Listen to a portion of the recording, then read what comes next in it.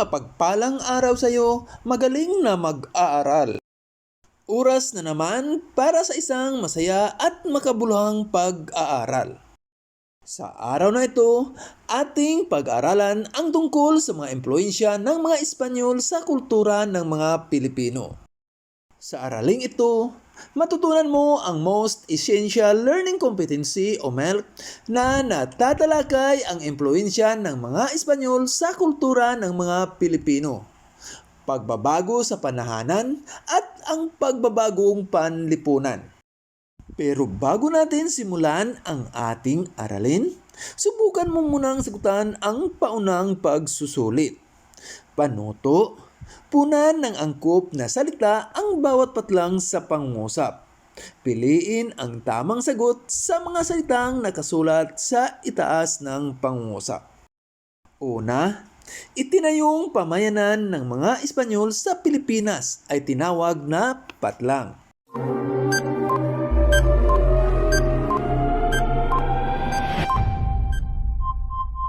Pangalawa, mga Espanyol na ipinanganak sa Pilipinas ay tinawag na patlang.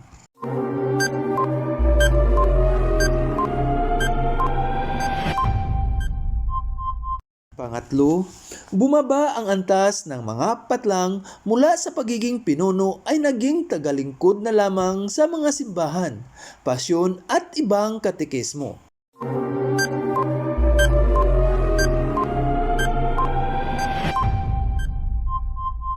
Pang-apat, ang sistemang patlang ay tumutukoy sa sapilitang paglipat ng tirahan ng mga katutubong Pilipino sa mga kabayanan.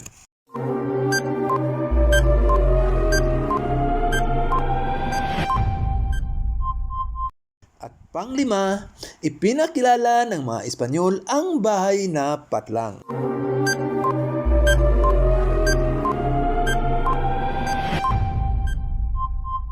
Kumusta?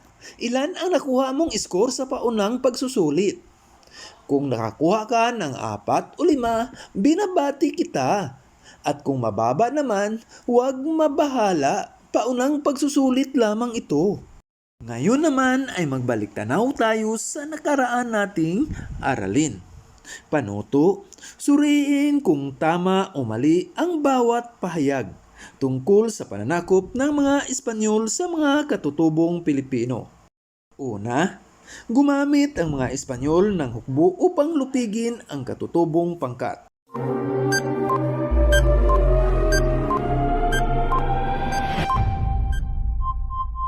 Pangalawa, ang pangangayaw ay inilunsad ng mga Muslim upang ipagtanggol ang kanilang relihiyon.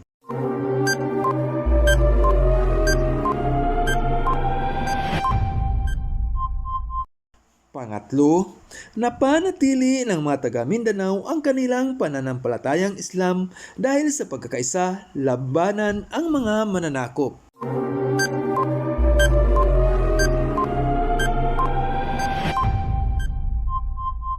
Pang-apat, ginamit ng mga Espanyol ang Kristyanismo upang madali nilang makuha ang loob ng mga katutubo.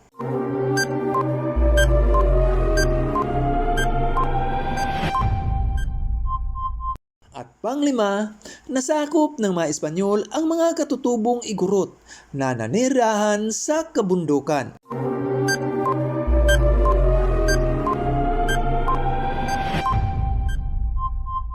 Kumusta? Ganito rin ba ang mga sagot mo? Magaling! Ngayon, ihanda ng sarili at makinig ng mabuti dahil tatalakayin na natin ang bago nating aralin, mga impluensya ng mga Espanyol sa kultura ng mga Pilipino. Pagbabago sa panahanan. Nagkaroon ng malaking pagbabago sa kultura ng mga Pilipino mula sa kinasanayan at kinagisnang pamumuhay noong sinaunang panahon. Naiba ang ayos ng kanilang pamayanan at naging simbolo ng estadong panlipunan ang bahay na bato. Nabago rin ang antas ng katayuan ng mga Pilipino at mga kababaihan sa panahon ng kolonyalismo.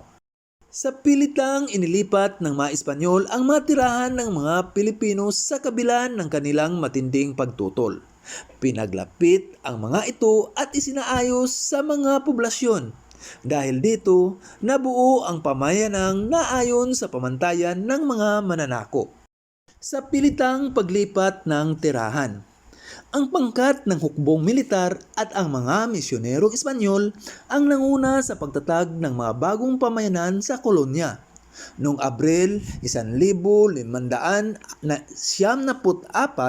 sa bisa ng kautosang ipinalabas ni Haring Philip ay ipinatupad ni Gobernador General Luis Perez Dasmariñas ang sistemang reduksyon. Ito ay ang sapilitang paglipat ng tirahan ng mga katutubong Pilipino sa mga kabayanan. Sapilitang pinababa mula sa kabundukan at inilikas mula sa mga tabing ilog ang mga mamamayan upang manirahan sa itinayong pamayanan ng mga Espanyol. Ito ay ipinatupad sa ilalim ng kondisyong baho de kumpanya o paninirahan saan mang bahagi ng reduksyon na naririnig pa rin ang tunog ng kampana ng simbahan. Ang sistemang ito ay isinagawa upang mas madaling mapangasiwaan ang mga Pilipino at maipalaganap ang Kristyanismo. Sa pagpapatupad ng sistemang reduksyon, ang mga pamayanan ay isinaayos batay sa modelo ng isang lungsod sa Spain. Ang itinayong pamayanan sa Pilipinas ng mga Espanyol ay tinawag na pueblo. Iba't ibang uri ng tirahan. Nagbago rin ang estruktura ng tirahan ng mga Pilipino sa pagdating ng mga Espanyol. Ang bahay na bato ay pinakilala ng mga Espanyol. Ito ay malaki at matibay. Gawa sa bato ang unang palapag nito. Yari naman sa matigas na kahoy ang ikalawang palapag at ladrilyo o kugon ang ginagamit na bubong. Nagsilbing imbakan ng bigas at mga gamit sa pagsasaka ang unang palapag. Tinawag itong entresuelo. Ang ikalawang palapag naman ay hinati sa mga silid, tulad ng kusina, hapagkainan at silid tulugan. Iba pang parte o bahagi ng bahay na bato. Komedor, lugar na kainan. Kusina, lugar na lutuan kung saan makikita ang kalan at horno. Kwarto prinsipal, malaking silid tulugan ng may-ari ng bahay. Oratorio, pinaglalagyan ng mga estatwa ng santo. Antisala o kaida, tanggapan ng karaniwang panauhin o mga matalik na kaibigan.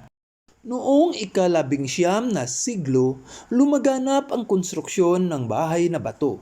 Ang pagpapatayo ng ganitong uri ng tirahan ay naging simbolo ng antas ng pamumuhay ng isang pamilyang Pilipino. Pagbabagong panlipunan. Sa sinaunang lipunan ng mga Pilipino, ito ay nahati sa tatlong antas: Maginoo at Dato, Maharlika at Timawa, at Alipin at Oripon. May kanya-kanyang silang gampanin sa lipunan at ari-arian, maging ang mga alipin. Ngunit nagbago ang katayuan at pribilehiyong ito sa pagdating ng mga Espanyol. Ang mga Espanyol na ang may pinakamataas na katayuan sa lipunan. Nauri sa dalawang pangkat ang mga Espanyol na nanirahan sa Pilipinas, ang Peninsulares o mga Espanyol na isinilang sa Spain, at ang Insulares o Creole na mga Espanyol na isinilang sa Pilipinas. Hawak nila ang kapangyarihang pang-ekonomiya, pampolitika, maging ang panrelihiyon na dati ay nasa kamay ng mga Pilipino. Kung dati ang antas ng tao ay batay sa lawak ng kanyang impluensya sa lipunan o sa laki ng yaman ng kanyang pag-aari, sa panahon ng kolonyalismo, ang pagpapangkat ay ibinatay na sa lahi. Sa ganitong sistema, natiling pangalawa na lamang ang mga katutubo sa mga Espanyol. Ang mga Pilipino ay nauri na sa pangkat ng mga prinsipalya, inkilino at karaniwang tao. Kabilang sa pangkat ng prinsipalya ay ang mga inapo ng mga dato at maharlika, mayayamang hasindero o may-ari ng lupa, mga dati at kasakulukuyang pinuno ng pamahalang lokal. Pinagkalooban ang pangkat na ito ng mga karapatang pampolitika. at panlipunan kabilang ang mga karapatang humawak ng tungkulin sa pamahalang lokal, bumoto sa halalan at malibre sa polo e serbisyo. Ang pangkat ng inquilino ay binubuo ng mga tagapangasiwa ng lupa, ng mga Panginoong may lupa. Samantalang ang karaniwang tao naman ay kinabibilangan ng mga magbubukid at manggagawa. Limitado lang ang kanilang pribilehiyo at karapatan. Hindi rin sila maaring mahalal sa katungkulan sa pamahalaan. Pagbabago sa katayuan ng kababaihan. Sa panahon ng kolonyalismo, nagkaroon din ng malaking pagbabago sa katayuan ng kababaihan. Noong sinaunang panahon, ina ang sentro ng pamilya. Pinahahalagahan ang kanilang kakayahang magpanatili ng kaayusan sa kanilang pamilya. Subalit sa pagdating ng mga Espanyol at sa impluensya ng Kristyanismo, nalihis ito sa ama na itunuring na haligi ng tahanan. Sa kanya na nagmumula ang mahalagang desisyon sa halip na sa ina o sa pinakamatandang babae sa pamilya. Ngunit sa kabila nito, hindi siya itinuring na tagasunod lamang sa kanyang asawa at nanatiling unang guro ng kanyang mga anak. Kung noong sinaunang panahon ay nagsilbing pinunong espiritual ang kababaihan sa katauhan ng mga katalunan at babaylan, pinawalang bisa ito sa ilalim ng mga Espanyol at itinuring ang kanilang gawain bilang makasalanan at mula sa kasamaan. Dahil sa paglaganap ng Kristyanismo, ang naging pinunong panrelihiyon ng mga simbahan at parokya ay ang mga pari at praile. Hinikayat ang mga katutubo na iwan ang sinaunang paniniwala at yakapin ang relihiyong banyaga. Dahil sa Kristyanismo, bumaba ang antas ng kababaihan. Sila ay naging tagalingkod sa mga simbahan, pasyon at ibang katekismo mula sa pagiging pinuno. Ang mga kababaihan ay hindi na pinayagang makilahok sa mga gawain pansibiko at politikal. Ang pantay at malaya nilang karapatan sa pagmamay-ari ay binawasan kung hindi man ay tuluyan ng inalis. Ang pagiging ina sa kanilang mga anak at kabiyak na sa asawa ang naging pangunahing gampanin ng mga kababaihan. Ngunit sa kabila ng mga ito, nabigyan naman ang kababaihan ng karapatan sa edukasyon. Ayon sa Education Decree of 1863, ipinag-utos ni Reina Isabel II ang pagpatayo ng 2 paaralan, isang panlalaki at isang pambabae sa bawat munisipalidad sa Pilipinas. Maaari din silang mag-aral sa mga kolehiyo kung saan at tinuturuan sila ng sa wastong pagkilos, kabutihang asal at iba pang gawain katulad ng pananahi, pagluluto at musika sa ilalim ng mga madre. Ngayong narinig mo na ang ating aralin, may inihanda akong magawain na magpapalawak palalo sa iyong natutunan. Para sa unang gawain, ibigay ang mga katawagan ng bahagi ng bahay na bato. Piliin ang wastong sagot sa mga salitang makita sa itaas ng pangungusap. Una, ito ang lugar na lutuan kung saan makikita ang kalan at horno.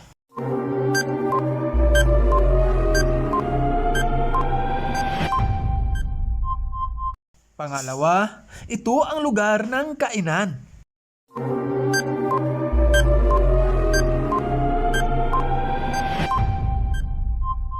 Pangatlo, ito ang pinaglalagyan ng mga estatwa ng santo.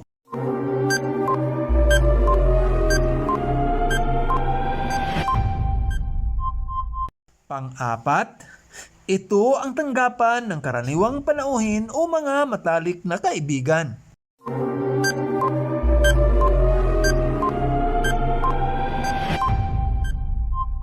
At pang-lima, ito ay malaking silid tulugan ng may-ari ng bahay.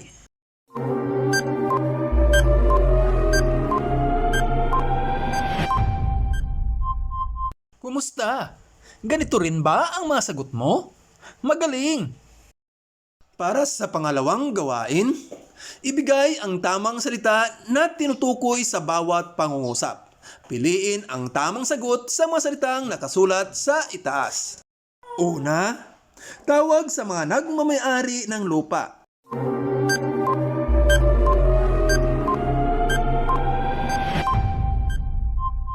Pangalawa, tawag sa mga Espanyol na isinilang sa Spain.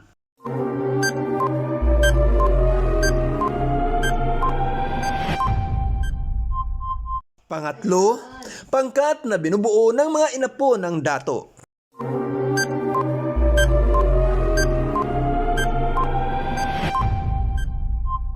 Pang-apat, ito ang itinayong pamayanan sa Pilipinas ng mga Espanyol.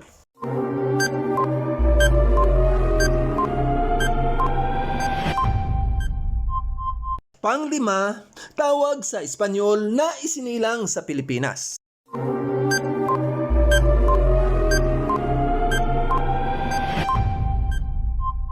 Kumusta? Mahirap ba? Pero nagawa mo ng tama ang mga gawain, kaya binabati kita. Batid ko na lubos mo nang naunawaan ang ating aralin.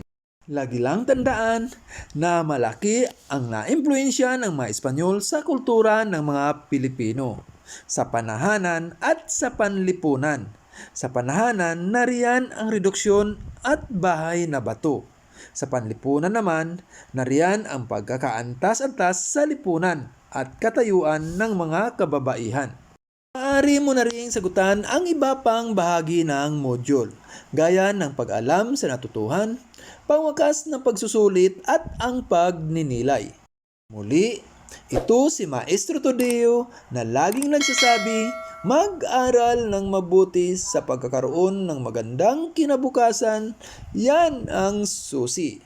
Maraming salamat, ingat kayong lahat.